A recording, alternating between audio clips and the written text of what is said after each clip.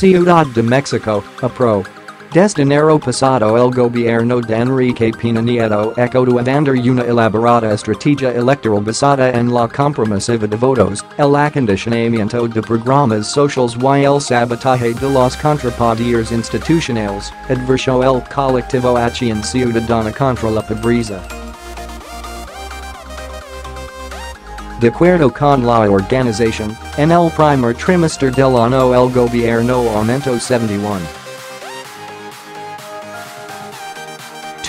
el presupuesto asignado a las delegaciones estatales de 9 dependencias entre ellas las secretarías de Desarrollo Social, Sedesol, Agricultura, Sagarpa, Desarrollo Agrario, CIUDAD, y añadió 5.251 millones de pesos al gasto del programa Prospera, 36% más, sin incrementar el padrón de beneficiarios, además de otorgar 1,481% de fondos extras al Programa de Empleo Temporal, PET.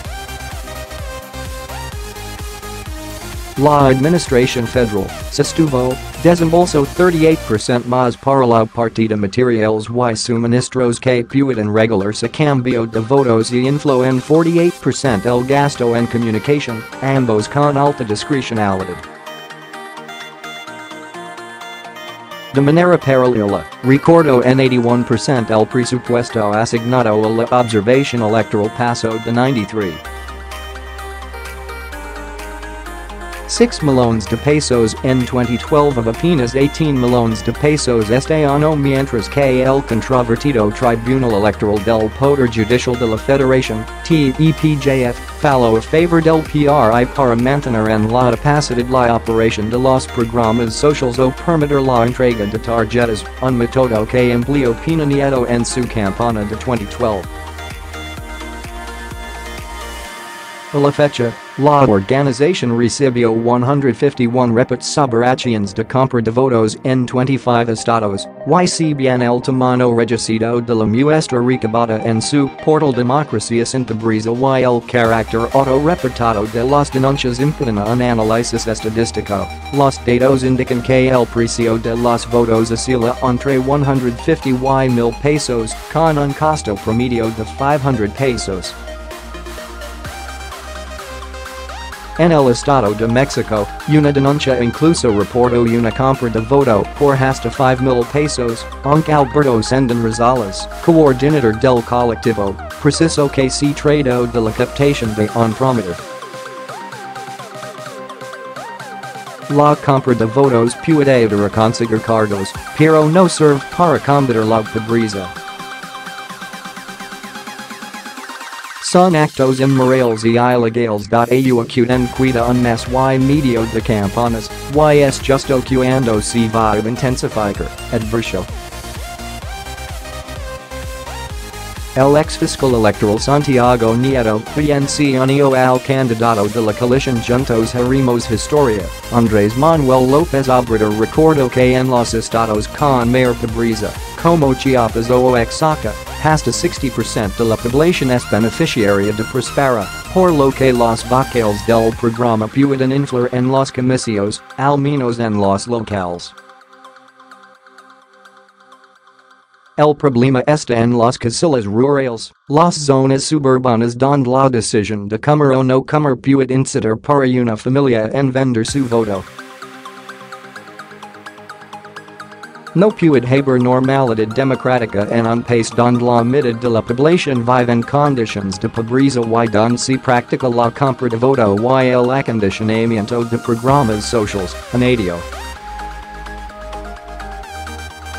Aunado a la apertura de estos espacios para la compra de votos, el colectivo observó que el gobierno federal dejó que se generara una grave inestabilidad institucional en los meses anteriores a las elecciones.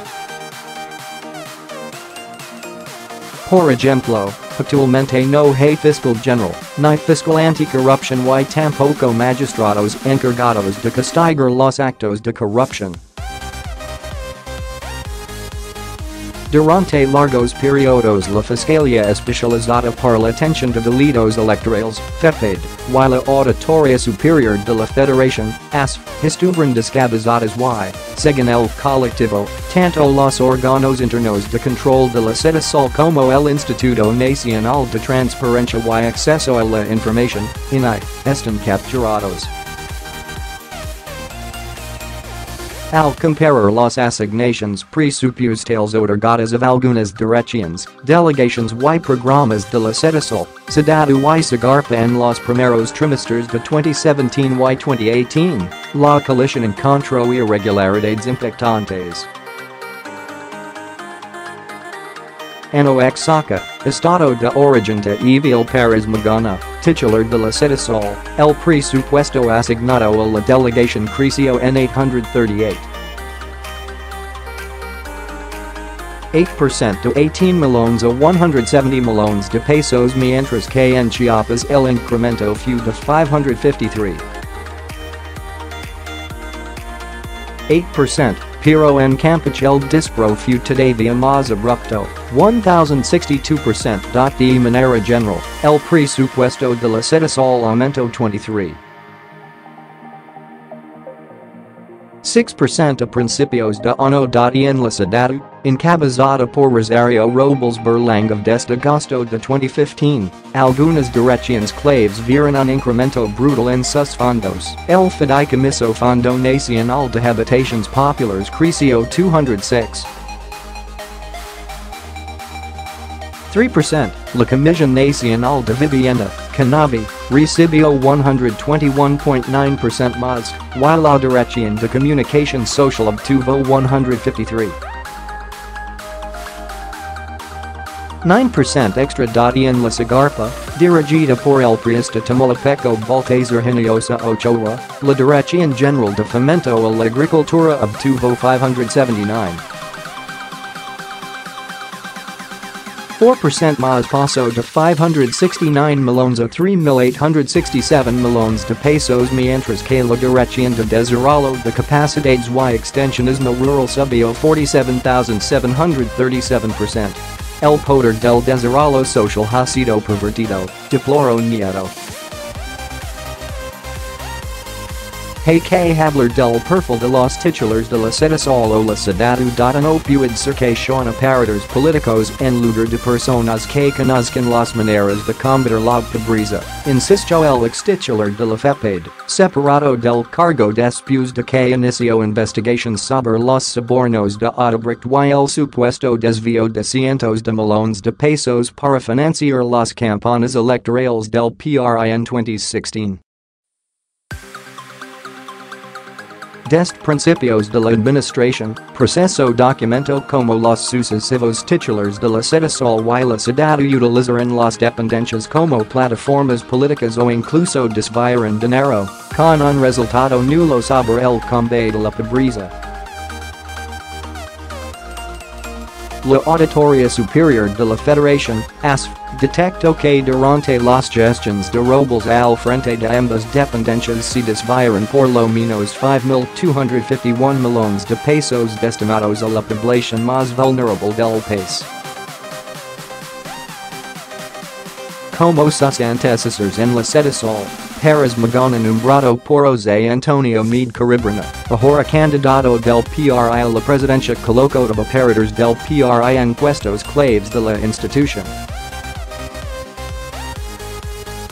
En la oficialía mayor, que controla el presupuesto y los contratos de la institución, nombró a Vicente Agustín Mercado Zuniga, atrora secretario de Administración y Finanzas del CEN del PRI, y en la subsecretaría de Desarrollo Social y Humano y en la coordinación de delegaciones nombró a cercanos priistas de Oaxaca.